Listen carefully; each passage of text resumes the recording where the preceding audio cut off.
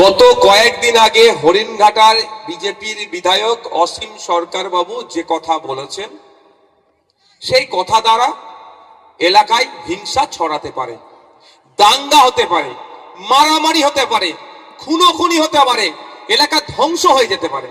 মারামারি করে নিজেদের মধ্যে সমাজকে ধ্বংসের দিকে ঠেলে দেওয়ার মতো বক্তব্য দিয়েছে। এতক্ষণ মমতা ব্যানার্জির উচিত ছিল রাজ্যের মুখ্যমন্ত্রী, আমাদের অভিভাবিকা তো উনি, আমার অভিভাবিকাটা মাথায় রাখবেন। আমি ওনার চরম বিরোধী, কিন্তু আমার অভিভাবিকা মানতে আমি বাধ্য, কারণ মানুষের ম্যান্ডেটে উনি পৌঁছেছেন। উনি আমাদের সবার দায়িত্ব ওনার মাথায় অর্পণ করেছে মানুষ ভোট দিয়ে। তো ওনার উচিত ছিল এতক্ষণ ওনার নামে অভিযোগ দায়ের করে পুলিশ সুমোটো করে ওনাকে তুলে জেলের মধ্যে রাখা। আর একটা দৃষ্টান্ত তৈরি করতে পারলে দ্বিতীয় কেউ কোনো ধর্ম সম্পর্কে বাজে মন্তব্য করতে পারবে না। কিন্তু আমরা দেখলাম তার বিরুদ্ধে কোনো ব্যবস্থা গ্রহণ করেনি। আমি দু একটা দিন অপেক্ষা করছিলাম রাজ্য সরকার কি ব্যবস্থা গ্রহণ করে, কিন্তু ব্যবস্থা গ্রহণ করেনি। সেই ব্যবস্থা গ্রহণ করতে হচ্ছে কাকে? ভাঙড়ের বিধায়ককে। আমি লিখিত অভিযোগ এফআইআর করেছি অসীম সরকারের বিরুদ্ধে। তিনাকে প্রমাণ দিতে হবে।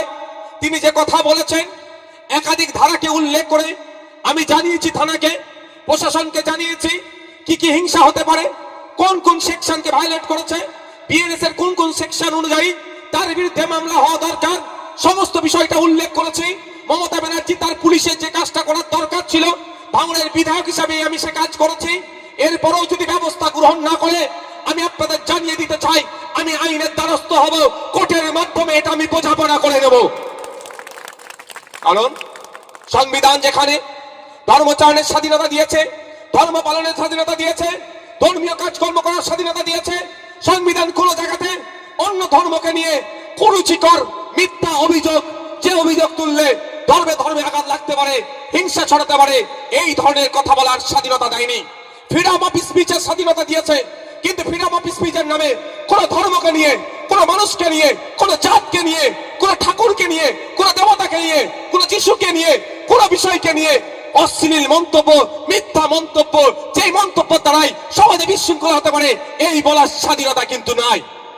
তাই যদি প্রশাসন এর বিরুদ্ধে, মমতা ব্যানার্জি যদি এই অসীম সরকারের বিরুদ্ধে ব্যবস্থা না গ্রহণ করে, তার বিরুদ্ধে আমি প্রয়োজনে আদালতে যাব, মামলা করব এবং আইনের মাধ্যমে বুঝে নেব।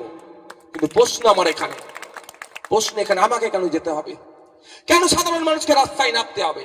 সরকার তাহলে কাজ কি? সরকারের কাজটা কি? এই ধরনের অবাঞ্ছিত মন্তব্য যারা করছে তাদেরকে আইনত ব্যবস্থা করা। তবে একটু জানিয়ে দিতে চাই, শুধু অসীম সরকার নয়, কালকে কেউ যদি হিন্দু ধর্মকে নিয়ে, খ্রিস্টান ধর্মকে নিয়ে, দেবত্ব সম্পদ, দেবদেবীকে নিয়ে বা কোনো বিষয়ে যদি এই ধরনের অবাঞ্ছিত মন্তব্য করে, আপনাদের আমি বলে যাই ভাঙড়ের বিধায়ক হিসাবে তার বিরুদ্ধে আমার আইনি লড়াই থাকবে, কলমের লড়াই জারি থাকবে, তাকেও ছেড়ে কথা বলবো না। শুধু মুসলিম সমাজকে বলেছে বলে, তাই কোরআন শরীফকে বলেছে বলে অভিযোগ দায়ের করেছে এটা নয়। আমি ভাঙড়ের বিধায়ক থেকে আজকে আপনারা ভাঙড়ের বিধায়ক মানুষের দায়িত্ব দিয়েছে, রাজ্যের বিধায়ক আজকে বানিয়ে দিয়েছেন, রাজ্যে ছুটতে হচ্ছে। আপনারা দেখেছেন আমি বিদ্যুৎ মন্ডল, সে একজন দলিত বাড়ির ছেলে, তাকে খুন করা হয়েছিল, তার বাড়ি পৌঁছে গিয়েছিলাম, রুমা রায়ের বাড়িতে পৌঁছেছিলাম, আদিবাসীদের বাড়ি ঘর তো জ্বালিয়ে দিয়েছিল চোপড়াতে, সেখানে পৌঁছেছিলাম, আনিসের বাড়ি পৌঁছেছিলাম, বকটুয়েতে 11 জন মুসলমানকে খুন করলো, তার বাড়ি পৌঁছেছিলাম। আমি জাত ধর্ম বর্ণ দেখি না। তাই অসীম সরকার আজকে কোরআন শরীফ নিয়ে বলেছে বলে আমি শুধু তার বিরুদ্ধে মামলা করে ক্ষান্ত হব না, এই বার্তা আমি দিতে চাই। আগামী দিনে যদি কেউ, আজকের পর থেকে যদি কেউ কোন ধর্ম নিয়ে, কোন জাত নিয়ে, ধর্মগ্রন্থ নিয়ে মিথ্যাচার ছেড়কার করে, তাকেও ছাড় হবে না, আইনের মাধ্যমে বুঝে নেওয়া হবে। কিন্তু আমার প্রশ্ন থেকে যাচ্ছে এখানে রাজ্য প্রশাসন কি করছে, রাজ্য সরকার কি করছে? নওশাদ সিদ্দিকী ফেক এসটি/এসসি সার্টিফিকেট বাতিল করতে হবে, রাস্তায় নামলে ধরে জেলে ভরে দিচ্ছ। ওয়াকফ সম্পত্তি বাঁচাতে হবে, রাস্তায় নামলে ধরে জেলে ভরে দিচ্ছ। ওবিসি সার্টিফিকেটের পুনর্বহাল করতে হবে বললে রাস্তায় নামলে ধরে জেলে ভরে দিচ্ছ। এসআইআর নিয়ে নাগরিক হয়রানি বন্ধ করতে হবে বললে রাস্তায় নামলে ধরে জেলে পুরে দিচ্ছ। কৃষকদের স্বার্থে রাস্তায় নামলে ধরে জেলে দিয়ে দিচ্ছ। আর এই ভাঙড়ে ওয়াকফ নিয়ে আন্দোলন করার জন্য মিথ্যা 3000 ছেলের মামলা দিয়ে দিলে আমরা তো কেউ দোষের সাথে যুক্ত নয়। আমরা তো কি বলছি, ক্যামেরা সিসিটিভি ফুটেজ বার করো, গাড়িতে কি আগুন লাগিয়েছে তাকে দেখে ধরো। সব ভিডিও পাবলিশ করলো, সিসিটিভি গাড়িতে আগুন লাগাবার ভিডিও পাবলিশ করেছে, ভিডিও আছে। মমতা ব্যানার্জির নির্দেশ হয়নি, তাই জন্য পুলিশ পাবলিশ করেনি। পুলিশের কিচ্ছু করার নেই, আমি পুলিশের বিরুদ্ধে নয়, এনাদের কিচ্ছু করার নেই। মমতা ব্যানার্জি যা নির্দেশ দেবে সেই নির্দেশে এনাদের চলতে হবে। তো এরা পাবলিশ করেনি, একটা ভিডিও পাবলিশ করলো নাকি কোথাও মারামারি হচ্ছিল, সেটা গাড়িতে আগুন লাগালো, সেই ভিডিওটা দেখাও না একটু। কে লাগালো, কাদের লোক লাগালো? মিনাখা থেকে লোক আসছিল না, ক্যানিং পূর্ব থেকে এসেছিল না, হাড়োয়া থেকে এসেছিল, সব আমরা কম বেশি খোঁজ নিয়েছি, কিন্তু ফুটেজ আমাদের কাছে না।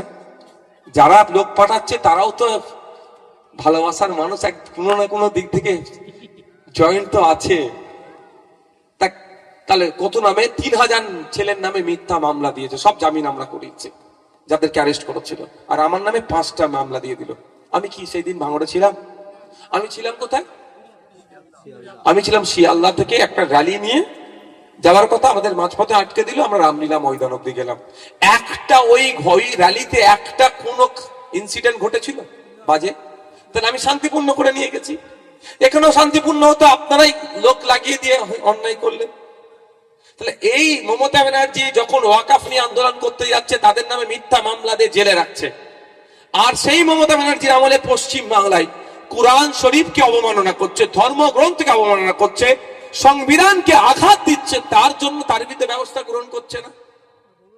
কোন জায়গায় আমার মনে হচ্ছে না মিলে মিশে চলার চেষ্টা করছে, কোন জায়গায় এটা তুমি রাখো ওটা আমি রাখবো, এই চলছে। তবে একটা কথা ভাই, রাজনৈতিক পরিচয় আছে, থাকবে আলাদা, সেটাতে কোনো কনসিডার আমি করতে বলছি না, কিন্তু একটা জায়গায় আমাদের পরিচয় এক থাকা দরকার।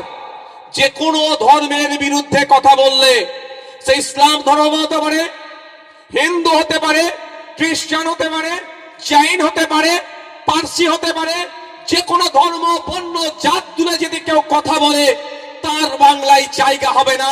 এই বাংলা রবি ঠাকুরের বাংলা, কাজী নজরুলের বাংলা, ফুরফুরার পীর আবু বকরের বাংলা। এই বাংলাতে কোন সাম্প্রদায়িক শক্তিকে আমরা মাথা চাড়া দিতে দেব না। এই বাংলা তাহের সাহেবের বাংলা, এই বাংলায় আমরা কাউকে মাথা চাড়া দিতে দেব না, সাম্প্রদায়িক শক্তিকে। ধর্ম, বর্ণ, জাত, রাজনৈতিক পরিচয় থাকবে, ওটা থাকবে।